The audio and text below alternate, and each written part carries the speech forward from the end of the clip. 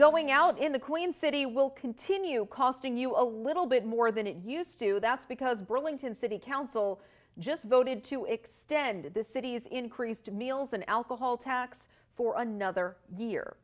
ABC 22's Matt Holderman is now live in the newsroom to explain how much extra this will cost and why the city says it needs to do this.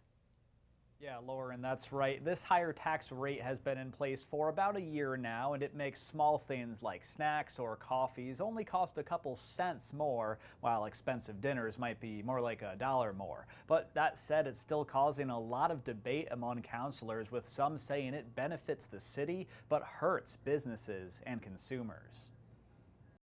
I cannot in good conscience support continuing a tax on businesses. Burlington City councilors gave each other some food for thought at Monday night's meeting as they all chipped in comments on the city's gross receipts, meals, and alcohol tax. The council ended up passing a resolution that extends an increase of the tax, keeping it at 2.5% through next June instead of letting it go back down to 2% at the end of this month. For example, that means you will continue being taxed 5 cents more for every $10 you spend compared to a year ago, or 50 cents more for a $100 tab. While Democrat Becca Brown McKnight was the only one to vote against this, others who voted in favor of it still argued it isn't exactly the right recipe for raising revenue, especially with Burlingtonians and businesses already being fed inflation, construction, and more. Gross receipts is a valuable tool for this city for its budget, but we have to find ways to grow it, not by increasing it,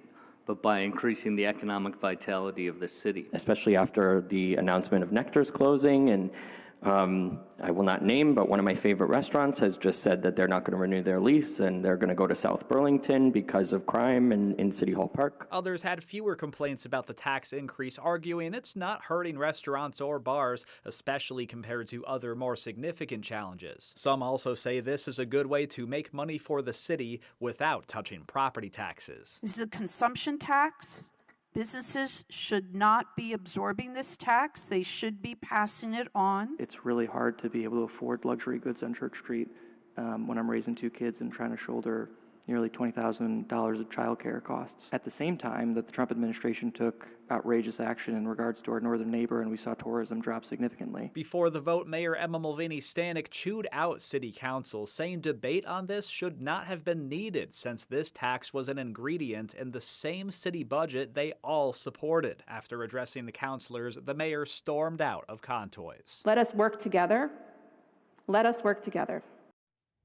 The mayor also noted her administration will use the revenue raised by this tax to help struggling businesses, either through adjusting the Main Street construction project or by creating a business support fund.